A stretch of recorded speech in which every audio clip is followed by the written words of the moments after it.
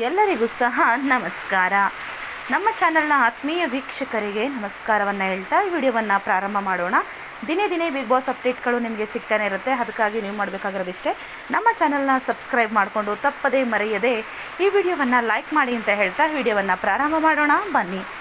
ಈಗ ಪ್ರತಿಯೊಂದು ಕಡೆಯಲ್ಲೂ ಸಹ ಚರ್ಚೆಯಾಗ್ತಾ ಇರುವಂತಹ ವಿಷಯ ಒಂದೇ ವಿಚಾರದ ಬಗ್ಗೆ, ಬಿಗ್ ಬಾಸ್ ಅನ್ನುವಂತಹ ಒಂದು ರಿಯಾಲಿಟಿ ಶೋನ ಬಗ್ಗೆ.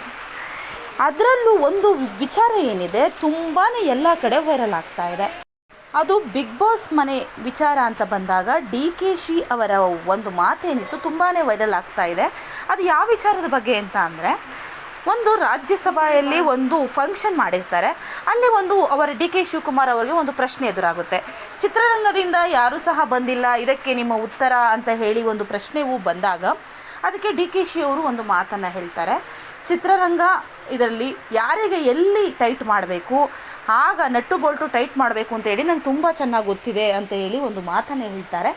ಅದೇ ಒಂದು ಮಾತಿಗೆ ಕಿಚ್ಚ ಸುದೀಪ್ ಅವರು ಅದೇ ಒಂದು ಮಾತನ್ನು ತೆಗೆದುಕೊಂಡು ಖಾರವಾಗಿಯೇ ಒಂದು ಪ್ರತಿಕ್ರಿಯೆಯನ್ನು ನೀಡಿರ್ತಾರೆ. ಆದರೆ ಈಗ ಬಿಗ್ ಬಾಸ್ ಸ್ಟಾರ್ಟ್ ಆದಂತಹ 2ನೇ ವಾರಕ್ಕೆ ಈ ರೀತಿ ಆಗಿರೋದನ್ನು ನೋಡಿ ಎಲ್ಲೆಲ್ಲೂ ಸಹ DKC ಶಿವಕುಮಾರ್ ಅವರು ಮಾತಾಡಿದಂತಹ ವಿಚಾರವನ್ನು ಹಿಡಿದುಕೊಂಡು ಇದನ್ನು ಅವರೇ ಮಾಡಿಸಿರ್ಬೋದಾ, ಹಾಗೆ ಹೀಗೆ ಅಂತ ಹೇಳಿ ಸಾರ್ವಜನಿಕ ವಲಯದಲ್ಲಂತೂ ತುಂಬಾ ವಿಚಾರ ಏನಿದೆ ಅದು ವೈರಲ್ ಆಗ್ತಾ ಇರುವಂಥದ್ದು. ಆದರೆ ಈ ವಿಚಾರ ಇದಕ್ಕೂ ಕೂಡ ಲಿಂಕ್ ಮಾಡಿರುವಂಥದ್ದು ಜನರು, ಯಾವುದೇ ರಾಜಕೀಯ ವ್ಯಕ್ತಿಗಳು ಅಥವಾ ಸುದೀಪ್ ಅವರು ಅಲ್ಲ ಅನ್ನೋದನ್ನು ಮನದಟ್ಟನ್ನು ಮಾಡ್ತಾ, ಏನಂದರೆ ಒಂದು ಸಾರ್ವಜನಿಕ ವಲಯದಲ್ಲಿ ಒಂದು ವಿಚಾರ ಬಂದಾಗ ಈ ರೀತಿ ಮಾತುಗಳು ಕೇಳಿ ಬರುವುದು ಸಹಜ.